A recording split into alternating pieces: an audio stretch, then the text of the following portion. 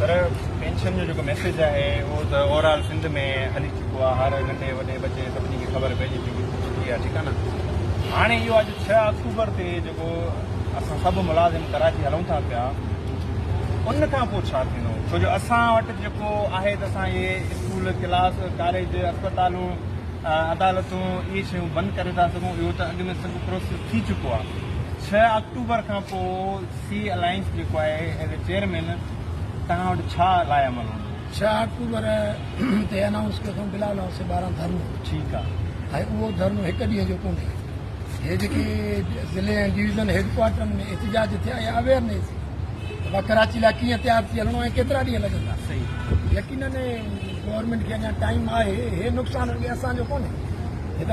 ख़ुदि सिंध गवर्नमेंट जो नुक़सानु थो थिए पियो इदारा ख़ुशी सां त बंदि ई न कया अथव गुज़िरियल 3 महीननि खां तारीख़ हले थी इदारनि खे त 3 ॾींहं थिया आहिनि बंदि हाणे जॾहिं तव्हां ॿुधो ई न नोटिस ई न वठो त यकीनन इदारा बंदि थी वेंदा ऐं उन खां पोइ 1 नवंबर 24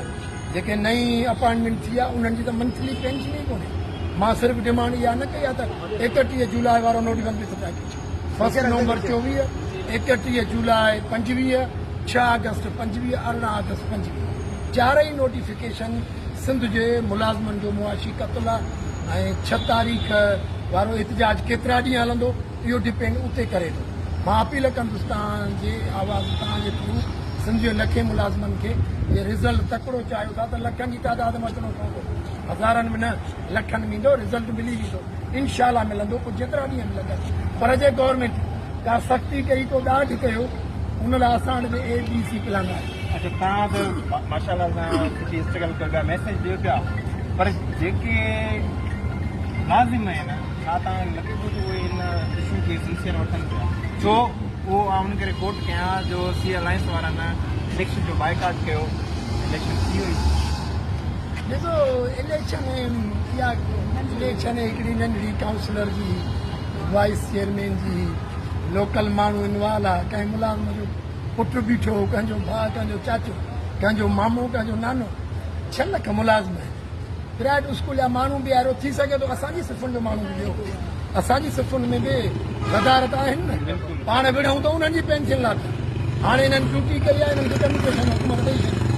मंथली पेंशन हिननि खे मिली वेंदी ज़्यादती त हिननि सां बि थी आहे न हिननि खे सम्झणु खपे हीअ हिननि जे फ्यूचर जी सिंध जे मुलाज़िमनि जे फ्यूचर जी जंग आहे सभिनी जे हक़नि लाइ विढ़ूं था जे अॼु बि इहो मसइलो हल न थियो पोइ कॾहिं बि कोन थींदो ऐं ॿियो धकु थींदो LPR उन जे करे इहो मुलाज़िम कंहिं ते थोरो एहसान नथो करे ऐं गद्दारनि जी लिस्ट जेका आहे उन्हनि ते बि एक्शन थींदो